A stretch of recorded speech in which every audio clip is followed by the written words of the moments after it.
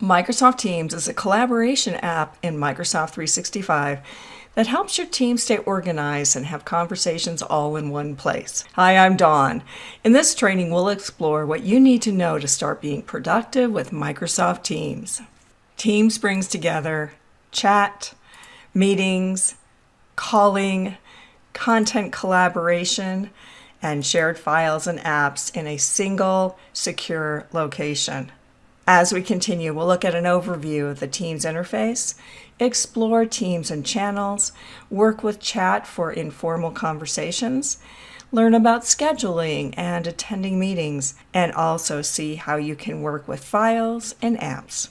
The Microsoft Teams interface includes a navigation bar where you'll see notifications about your recent activity, chats, teams, meetings, files, and apps. Let's look first at teams and channels. A team is a collection of people, content, tools, all based on a specific project or group. So here, for instance, is a company-wide team for the Contoso organization. All teams will start with a general channel, and then additional ones can be added as needed.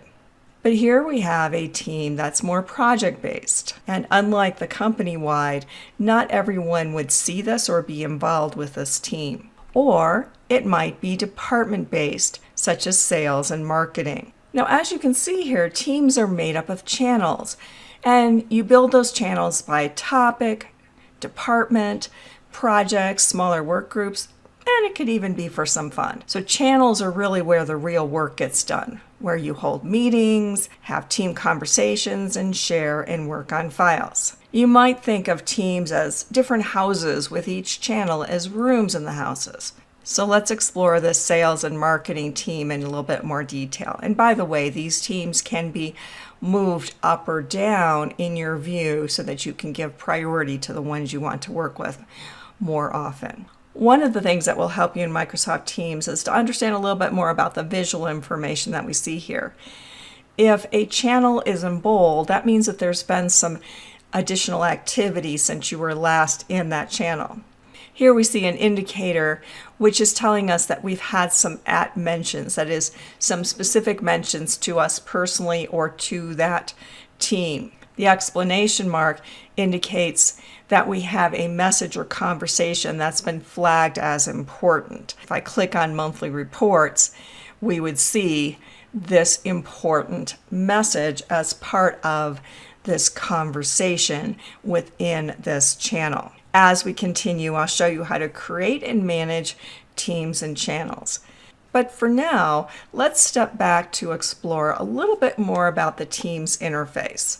In the navigation bar, we can see that we have some additional indicators. Activity is showing you everything that's happened on your team and all of your unread messages, replies, mentions, and so on. This number here is simply telling us that this much was missed, or that we've got this much to look at. And then we can follow then this activity to see exactly what happened.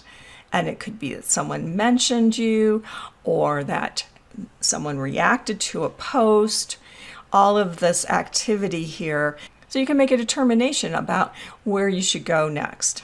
The nice thing about this activity as well is that there is a filter. So within that, I could type in a specific word that I'm looking for, and notice how that filters down the mentions or the activity, whether or not it's something that I've seen before. Chat is where you can start a conversation with one or more members of your team or organization. This is also where you can make video or audio calls directly from chats. In the calendar, you can view your weekly schedule and easily create new meetings. In calls, if this option is enabled by your organization, you can use this area to call people or sometimes even to capture voicemail. From the files icon, we can then see all the files that have ever been shared by the team. And the apps icon, this gives us the ability to access additional apps that we could run or work with through Teams. The command box at the top of the screen gives us the option to globally search items or people, take quick actions, and launch applications. And then finally, our profile in the upper right-hand corner. This is where you can customize settings, change your status for availability, and have access to other key areas related to you within Teams. So we'll explore some of these options in more detail as we continue our look at Teams. Let's look next at creating and managing teams. In most organizations, everyone can create a team. However, many of the teams you need may already have been created, and so it's a good idea not to have a huge number of teams, which can make it more difficult to bring people together on a common issue. Depending upon your needs, if you have a short-term project, for example, a channel within an existing team might be the best option. But what if you want to join or create a team? We can start this at the bottom where we see this option, join or create a team. Here you see all of the available teams. Teams can be public or private. Public teams in your organization will display automatically. If it's a private team, it's possible that you have received a code to join that, or you may have just been automatically invited to that, and so it would already display in your list of teams. For this, I'll create a team. Next, you have two options. You can build a team from scratch, or you could actually create it from an existing team. That is, it could be a template. If, for instance, you were building a project team, there might already be a structure set up from a previous project you'd worked with. In this case, I'll build a team from scratch. From here, we pick the type of team. Is it private, where people need to be invited to the team or need to request the ability to join that team? It could be public, meaning anyone in your organization can join it. They aren't automatically included, but they would be able to, and they would see that in the search and the ability to join that team. Or is it organization-wide? Everyone in the organization automatically joins it. In this case, I'll make this private, and this is a project team. Once you've added the team name and a useful description, choose Create. Next, we'll add some team members. As you start typing, you'll see any organization members that would match that name or information. It could be a distribution list as well.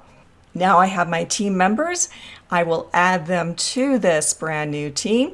For right now, everyone is a member of the team. I'll explain more about roles as we continue, and we'll close.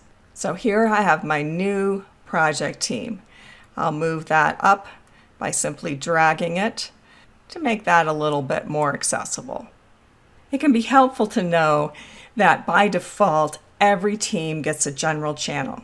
Now, this is a good one to use for information and announcements that the whole team needs, but for specific issues and topics, you want to create a separate channel. In this general channel, I start a conversation. Now notice as I click into this, that this could just simply be some standard text, but we have some other options as well.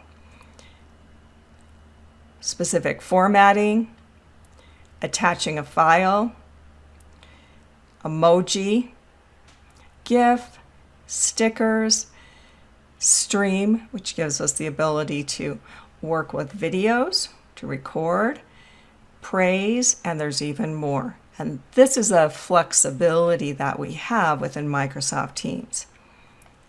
For now, I'll put in a standard message, but maybe we want to just brighten that up a little bit with an emoji.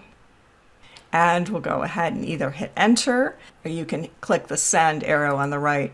Notice as well that the channels will reflect the activity that takes place. The nice thing about Teams conversations is that you can actually edit this message.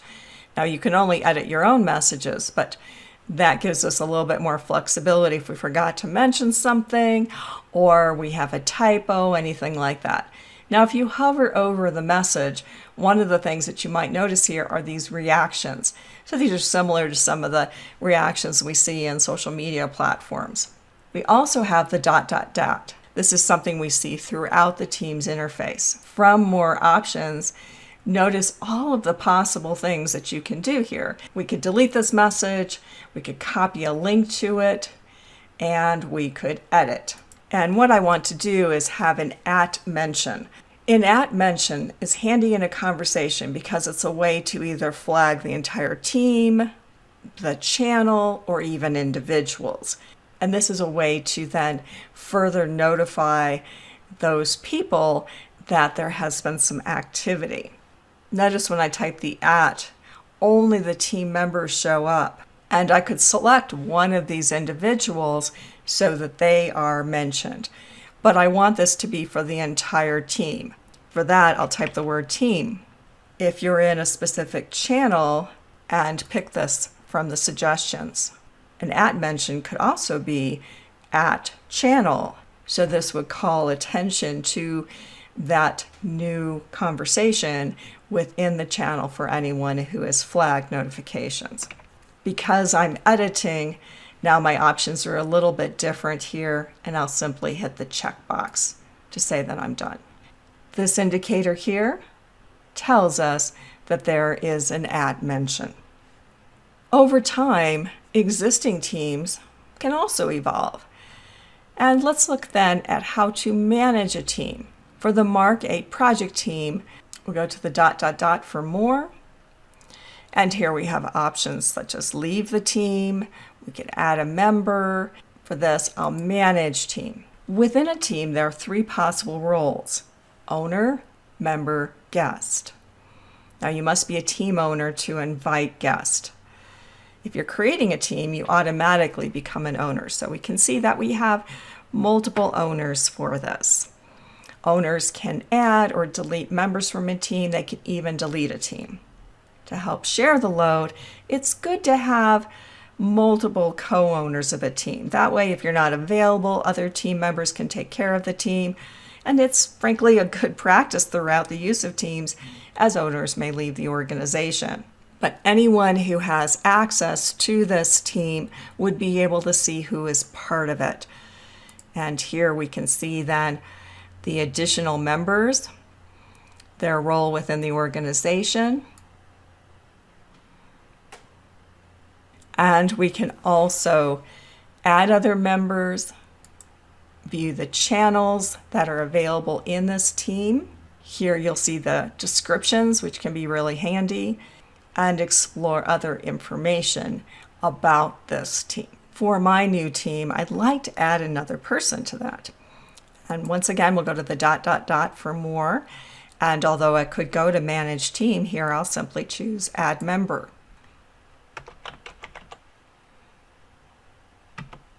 And I'll add Nestor to the list.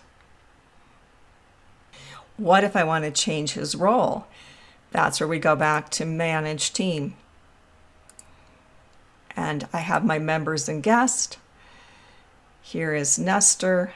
Under role, in the drop-down, I will choose owner. But now Nestor and I are both owners of this team.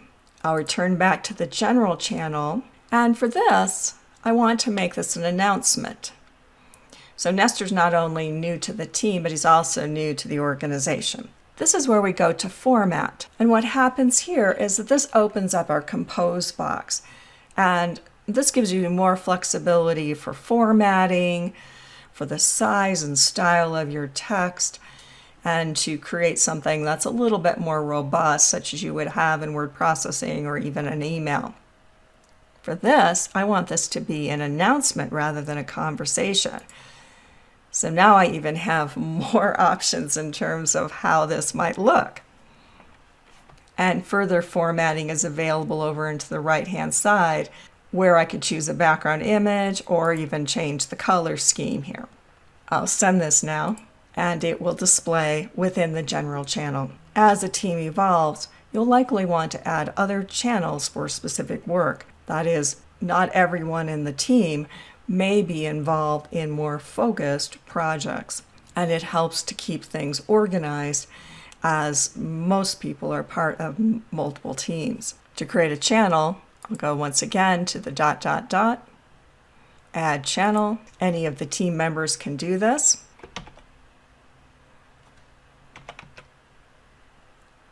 In addition to the channel name and description, another option is the privacy. The default is that this is a channel that everyone on the team is able to see. Another option is a private channel within the team. So a private channel is limited to specific members. In fact, a private channel can even have different owners than the team, but all the members in the private channel would need to be part of the larger team. A private channel might be for financial or personnel issues or things that are a more limited, secure conversation. Only the people that are part of that private channel would see it as a channel within that team. We'll keep this as a standard channel, but I want everyone to see this in their channel list. And we'll add. At the top of each channel are tabs. And these are how you organize your work with links to files, apps, and services. Every channel has 3 default tabs. There's Post, and this is where your team posts messages, replies, conversations, where you can hold meetings and even share files. We have Files. This is automatically then where shared files are stored and can be accessed and can even be co-edited. You'll see some options to be able to directly upload a file, download a file, sync files. Here we have a variety of actions that we could apply to this file, including how we'd like to edit the file. And then our third tab is a wiki. This is an optional area where you can draft documents, you could track meeting notes, and collaborate in real time. So tabs aren't just containers for your content, they're really active places where you can get your work done. For this channel, we not only have those default tabs, but there's another tab here which is actually a document. And so this document has been added as a tab for easy accessibility for review and editing. To add important tools to the top of a channel, click on this plus, add a tab. For instance, we could add OneNote to provide easy access to a shared notebook, or add Planner to create a project board for tracking team tasks. One of the things to pay attention to when you're in a channel and a conversation is that these are threaded conversations. And that means that all of the replies to an existing conversation are directly under the previous messages. And that's a good thing to keep in mind. That is, if I really want to respond to this comment here, that I want to reply rather than putting my own separate conversation. However, if I want to share something separately, then I could start a new conversation here, and I'm going to attach a file. Navigate to the location of the file, select it, it will be part of this conversation. I'll use an @mention here, and I want to @mention the channel.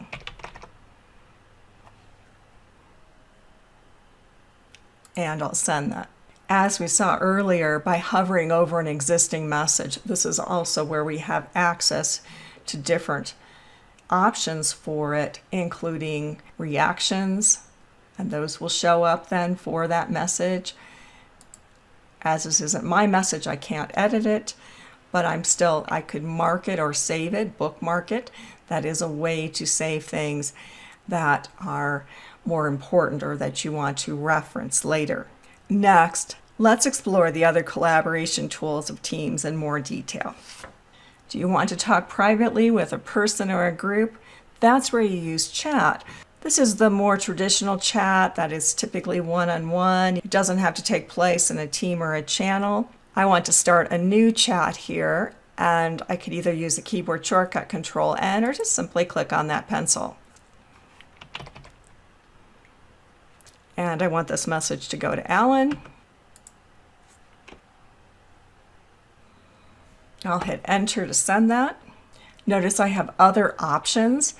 I could have started this as a video call, an audio call if that's supported in your organization.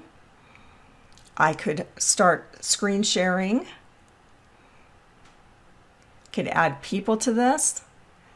Or I could even pop out chat, which is a great feature when you might be working on other tasks in Teams or other projects on your computer. If I have Teams minimized, or I'm working on another project, I'll see this notification that Alan has responded to my chat. And now I have an update for that.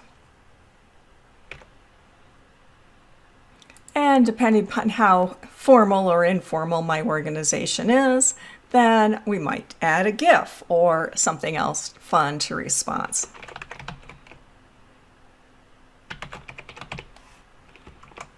Or it could simply be a simple reaction. Now, because Alan and I are going to be involved in a number of different projects together, I want to go to the ... here, and I'm going to pin his name, our chat, to the top there so I can easily get to that. In Calendar, you can see everything you've got lined up for the day, the week, or the work week. This is easy to change in the upper right-hand corner, where we can select that we might want to see the entire week or focus just on the work week.